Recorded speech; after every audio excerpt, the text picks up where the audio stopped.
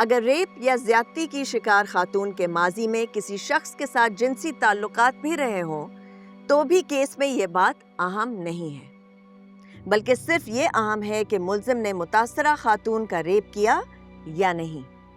اور فیصلے میں آگے تحریر کیا گیا ہے یور آنر کہ اگر متاثرہ خاتون پہلے ہی ورجنٹی کھو چکی ہو تو اس کے باوجود کسی شخص کو یہ اختیار نہیں ہے کہ وہ اسے جنسی زیادتی کا نشانہ بنائے۔ ریپ کے کیس میں ٹرائل ملزم کا ہونا چاہیے، نہ کہ ریپ سے متاثر ہونے والی خاتون کا۔ پولیس بھی ایسے سوال خاتون سے نہیں کر سکتے۔ اگر اس سب کے باوجود بھی فاضل وکیل کی تشفی نہیں ہوئی تو وہ anti rape investigation and trial act پڑھ لیں، جس کے مطابق اگر ریپ وکٹم کے خلاف کوئی ایسے شواہد مل بھی جائیں جو وکٹم کو بد کردار ثابت کر دے، پھر بھی وہ شواہد عدالت میں ناقابل قبول ہوں گے۔ مجھے امید ہے فاضل وکیل کو یہ فیصلہ سن کے تسلی ہو گئی ہوگی، اور ان کے کلائنٹ مسٹر کامران کو بھی یہ پتہ چل گیا ہوگا کہ عورت کا ورجن ہونا یا نہ ہونا، کنواری ہونے یا نہ ہونے، شادی شدہ یا طلاق یافتہ ہونے یا نہ ہونے سے کوئی فرق نہیں پڑتا۔ اگر کسی بات سے فرق پڑتا ہے تو وہ یہ ہے کہ اس کا ریپ ہوا ہے یا نہیں۔ مردوں کے بھی ریپ ہوتے ہیں نا یور آنر، تو کیا اس سے بھی یہی سوال پوچھا جاتا ہے کہ ورجن ہے یا نہیں اور اس کو ثابت کیا جائے؟ یہ کیسے ہو سکتا ہے؟ ناممکن سی بات ہے your owner. I have to admit and I must admit your honor کہ مس بنش تقریر بہت اچھی کرتی ہے۔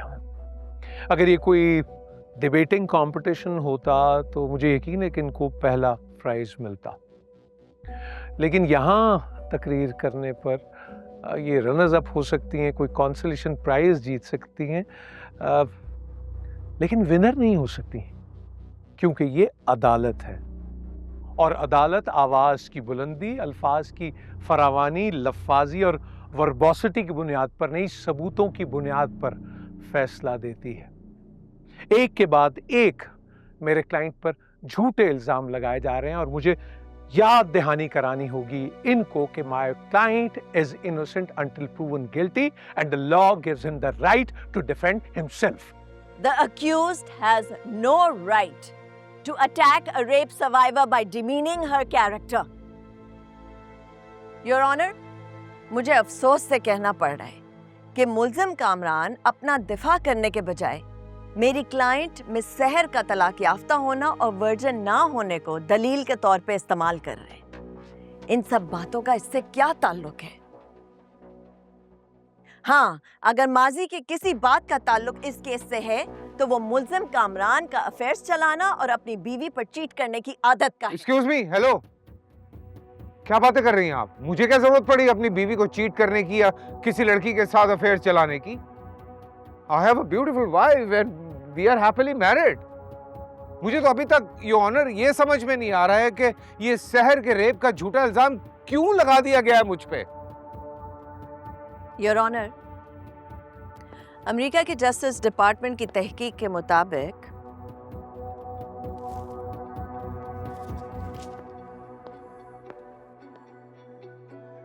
ماہرین نفسیات کی تحقیق نے یہ ثابت کیا ہے کہ ریپ کے زیادہ تر کیسز میں وجہ جنسی خواہش کو کنٹرول نہ کر پانا نہیں، بلکہ اصل وجہ ریپ کے متاثرہ شخص پر قابو پانا اور اسے کنٹرول کرنے کی خواہش ہوتی ہے۔ اس تحقیق کے مطابق ریپ بنیادی طور پر طاقت اور غصے کا قدم ہوتا ہے، اور اس جرم میں جنسی خواہش بنیادی نہیں، ثانوی حیثیت رکھتی ہے۔ لارڈشپ، ہم تو آج تک یہی سنتے آئے کہ امریکن سنڈیوں نے پاکستان کی فصلوں کو برباد کر دیا، اور یہ پتہ نہیں کون سی امریکن ریسرچ لے کے آگے بڑھا۔ I'm trying to say is کہ یہ ایک ریسرچ، ایک چھوٹے سے سیمپل سے یہ سب تھوڑے ہی ثابت ہو جاتا ہے۔ یہ صرف ایک تحقیق نہیں ہے یور آنر، بلکہ برطانیہ کے کراؤن پروسیکیوشن نے بھی اس کی تفصیلی تحقیق کی ہے، جس کے مطابق ریپ اچانک سے جاگ جانے والی جنسی خواہش کا نہیں، بلکہ خود کو طاقتور ثابت کرنے کا جرم ہے، جو اچانک نہیں ہو جاتا، بلکہ زیادہ تر ریپ کیسز کی پہلے سے حکمت عملی تیار کی جاتی ہے۔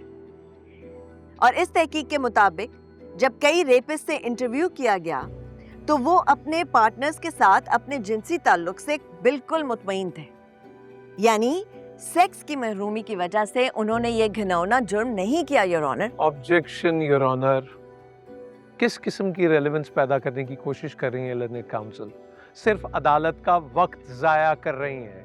میرے کلائنٹ کے خلاف کوئی ثبوت نہیں ملا اور جو قرائن اور حقائق عدالت کے سامنے پیش کیے گئے ہیں وہ صرف بول نہیں رہے بلکہ چیخ چیخ کر یہ کہہ رہے ہیں کہ میرے کلائنٹ نے کوئی جرم نہیں کیا. اگر جرم کیا ہے تو مس سحر نے کیا ہے میرے کلائنٹ پر جھوٹا الزام لگا کر. یہاں اگر کوئی چیخ رہا ہے تو وہ آپ ہیں مسٹر بخاری. آپ کے کلائنٹ کی معصومیت کے ثبوت تو خاموش بیٹھے ہیں کیونکہ وہ ثبوت تو ہے ہی نہیں. Objection over ruled. بخاری صاحب آپ بیٹھیے. مس بینش کنٹینیو کریں پلیز.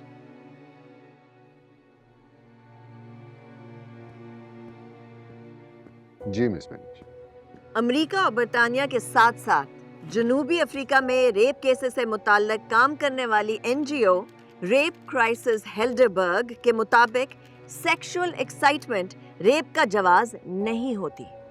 75% ریپ کیسز ایسے تھے جن میں جنسی حملے پہلے سے سوچ سمجھ کر کیے گئے تھے، جبکہ گینگ ریپ میں یہ شرح 90% ہے.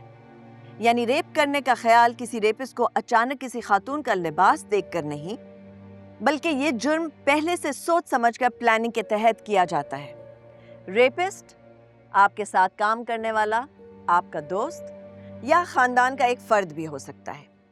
اور یہ بھی صرف ایک مفروضہ ہی ہے کہ جنسی طور پر حملہ آور شخص زیادہ تر پاگل یا نفسیاتی مریض ہوتے ہیں. اگر میں اتنا برا تھا تو سحر آئی کیوں تھی میرے گھر پہ؟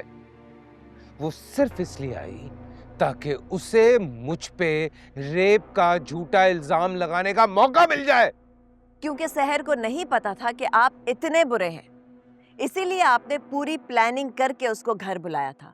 اور اگر وہ گھر نہ آتی تو آپ کوئی اور پلاننگ کر کے یہ جرم کرنے کی کوشش کرتے.